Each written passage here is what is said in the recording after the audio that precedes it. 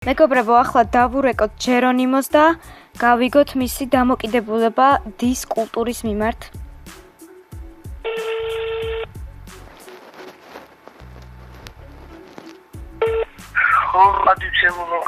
გამარჯობა ჯერო, ენაისი არ. პირველ რიგში როგორ ხარ? ალბომის საქმე როგორ არის? იმიტომ რომ დიდი ხნის წინ დაანონსე და როდის გამოვა, რო გითხრა? წლის ბოლომდე აუცილებლად გამოვა.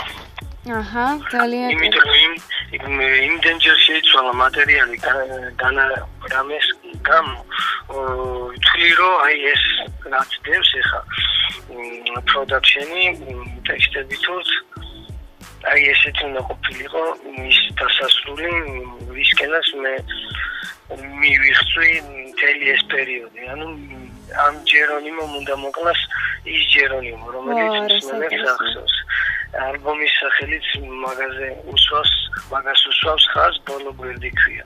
ანუ უნდა დავამარცხო ჩემში ის და ხალხის თვალშიც რა თქმა უნდა. ამიტომ გამიგზა და ძირითადად კონცეფცია რო შეიგრა, მე რაღაცები შეიცვალა. და აქედან გამომდინარე მომესდა მთლიანად ყველაფრის გადალაგება. დუეტები შევა თუ არა ალბომში? არა, ნაირად, იმიტომ რომ კიდევ ერთხელ ხალხს უსვავ, ეს არის პოლიგონი საკუთარ თავთან ბრძოლის. მსმენელმა უნდა შეაფასოს ამ ჯერონიმომ თუ მოკლა ის ჯერონიმი. და რამდენი ტრეკი იქნება ალბომში? დაახლოებით 13-14. ოჰო, ძალიან გრანდიოზულია. ამავდროულად პარალელურ რეჟიმში მაქვს მეორე ალბომის კეთება დაწყებული, თითქმის პროდაქშენები მოვცით და სამუშაო სახელია რეინკარნაცია. რა საინტერესოა, მოკლედ, ჩვენ რო გონი აქ რომ არაფერი ხდება, თურმე ჯერო ჯორჯი გძირათ. აბა. ჯერო, იცი რა მაინტერესებს ახლა? ჩემი გადაცემის მთავარი თემა არის დის კულტურა და შენგან მინდა გავიგო, რას ფიქრობ კონკრეტულად დისზე, ან საქართველოში, ან ზოგადად. ხო, ეგეთქვი ახლა ყველაფერს. ზოგადად ჰიპ-ჰოპი ხო ლოკალურია და მენტალურია, ხო? ზოგადად.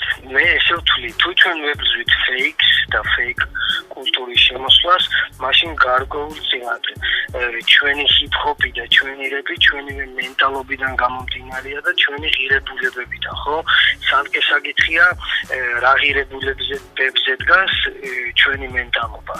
ნუ ეს ინდივიდუალურია. აქედან გამომდინარე, დის კულტურა ჩემთვის მისაღებია იმ ფორმით, თუ კი ეს მიმართულია შემოქმედებითი კუთხისკენ. ანუ როგორი თემა იცი? შემოქმედებიდან გამომდინარე კი არა, შემოქმედებისკენ მიმართული. შენ კარგად გეცოდინება ჯეიზიმ ესე რო თქვა ბრძანებში წელსქვევით დარტყმა რო გამოიხენა თავის დისში ნასის მიმართ იქ რაღაცებს შეეხო, რაც ბრონქსელი ქუჩის ბიჭისთვისაც კი მიუღებელია, იქ ცოლს შეეხო, იქ რაღაცა შეეხო. აქედან გამომდინარე, იქაც კი აქვს საკუთარი მენტალობიდან გამომდინარე რაღაცები, რაც გაზდის. ვთქვათ, იქაური მენტალობის მქონე ადამიანს, ქუჩის ბიჭი იქნება თუ ასე შემდეგ. ჩვენც თუ ფეიქს ვებრძვით და ფსევდოს ვებრძვით, აქედან გამომდინარე ჩვენი მენტალობა გვაქვს. ამიტომ ჩვენთვის ის თემა არ არსებობს, რომ აი ხო ხტები, აი რაღაცა და რაღაცა.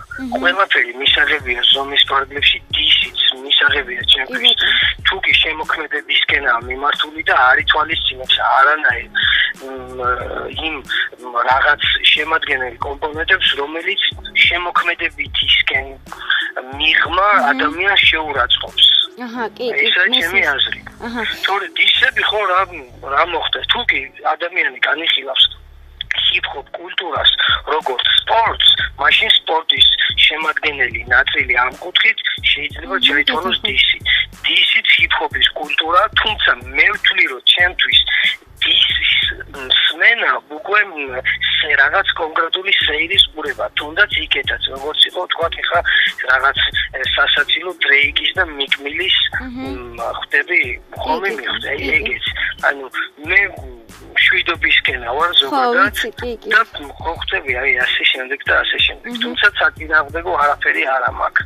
იმ ზომიერების ფარგლებში ზოგადად შემოქმედებითიდან გამომდინარე არა, იმიტომ რომ შეიძლება კაცი ბოდიში და რაღაც ცუდი სიტყვა ცოდო მე ადგე და თქვა რომ შემოქმედებითიდან გამომდინარე ვთქვი და ეხა შენ იმარჩიე იმან რატო თქვა ეს და ჩემ პიროვნებაზე ბაზაზე თქვა თუ ამიტომ შემოქმედებაზე თუ კი ხაზგასმა იქნება ჯანსაღი და მეტი კრიტიკა ჟანრისთვისაც აუცილებელია როგორც მე ნებისმიერ შენ გეტყვი რაც არ მომეწონება შენ ტრეკში იგივე ხაზგასმას გავაკეთებ შენი შემოქმედებითის კუთხის მიმართ თორე ხა მე რა სხვანაირად რანაირად უნდა შეგიხო ხა მე არ ვიცი როგორ ცხოვრობ რა ცხოვრების წესი გაქვს და როგორ ის გაქვს რა ჩემი საქმეა ხო, კი, მესმის. შენი ფრაზა მინდა მოვიყვანო ერთ-ერთი სიმღერიდან არ ჩავწერ არც დის თუ ვინმე არც დის. აი რამდენად ხშირად ჩაგიწერია ვინმეზე დისი, შენ რო გითხრა? თუ ჩაგიწერია? არავის არ ჩამიწერია დისი.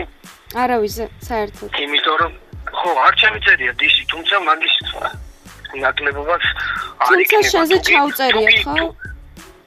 ხო, ჩავწერია და ის შეხო ისეთ მენტალურ რაღაცებს, რომლის გადაწყვეტა თვლი რომ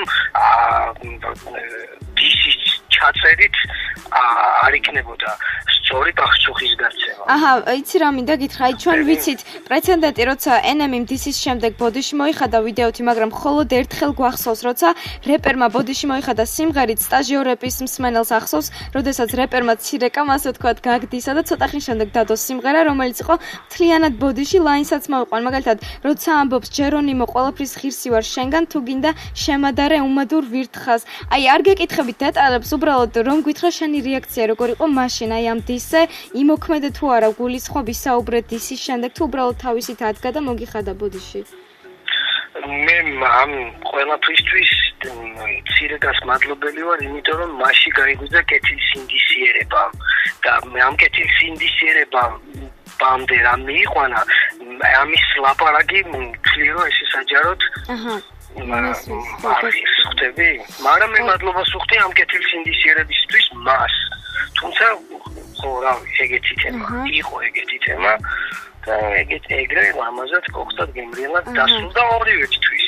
ძალიან კარგი. აი აქედან გამომდინარე კიდე ერთი თემა დის კულტურას რადგან ვახსენებთ კონკრეტულად ისიც არის ამ თემაში რომ დათომეზის და ზაზას ეგრეთ წოდებულ ბიფზე გაიგებდი. აი ამ სიტუაციაზე ორიოდი სიტყვა რომ მითხრა რა აზრის ხარ ზოგადად საერთოდ ზოგადად წინა ჩემი ლაპარაკი რაც მე ვილაპარაკე პასუხს უკვე საფუძველს უნდა იძლეოდეს.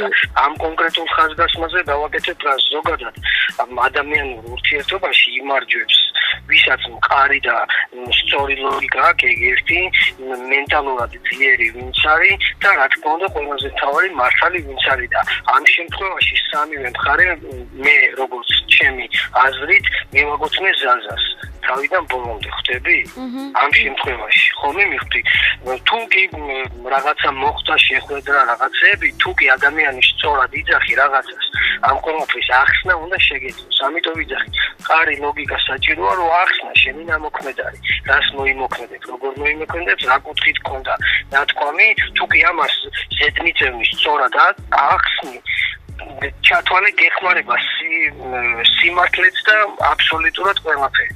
აქედან გამომდინარე, მე არ ვიცი როგორ დამთავრდა და რანაირად დამთავრდა. თუმცა ამ ყველაფრის შედეგი მე სამივე მხარეს სადაც და როგორ ფიქრობ, როგორ შეიძლება განვითარდეს მოვლენები, რა პროგნოზი გაქვს? არ ვიცი ეს ბიჭების მენტალობიდან გამომდინარეობს ყველაფერი. თუმცა აი შენ ზაზას ადგილას რა ნაბიჯს გადადგამდი?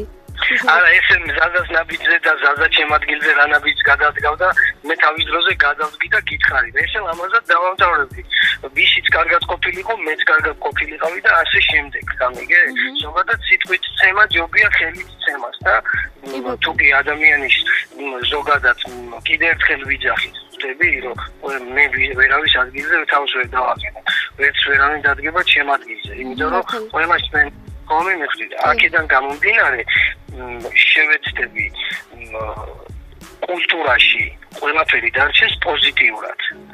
იმ ადამიანის კეთილგონიერების ხარისხით დასახელებადაც. ჩემი ეგოს დასაკმაყოფილებასაც, სიმართლისთვის წერტილის დასასმელადაც, ვინ იყო მართალი, ვინ მტყუარი. ხვდები, ამ ყველაფერს რა ვიხარ, მე ბიჭების კეთილგონიერების მწავს და ვიცი, ისე დამაგდება, რომ არ დაზიანდება კულტურა, არ დაზიანდება არავის პირადი ღირსება და ასე შემდეგ. ძალიან მომწონს შენი ასეთი იდეოლოგია და მიღებს მისაღები, ვინც იქნება მაგ შემთხვევაში სუსტი ლოგიკის, სუსტი სიმართლის და სუსტი მენტალობის. დიდი მადლობა ჯერო. კომენტარი. ძალიან კარგი ამომწროვე პასუხები იყო. მომეწონა საკმაოდ. ნუ შენ მაინც გამოცდილება, ცოდნა, ყველაფერი ძალიან დიდი მადლობა, გაიხარე. და კიდე დაგირეკავთ, ხო იცი ახლა. აუცილებლად, როცა გენებოთ, მზადავარ მოგისმენ კითხვაზე. მოვიკითხავ სმენელს, წარმატება რადიოგრაფიც და რავი, ბიჭებს, გოგოებს, სტაფს და რავი, ჯიგრები ხართ, რა სიმღერას უძღვე გუთა სვანიძეს. ველოდებით შენს ალბომებს, დაგუბომბე. დავაი. აბა შენს კარგად მოგწონს. დავაი. რა საყვარელია.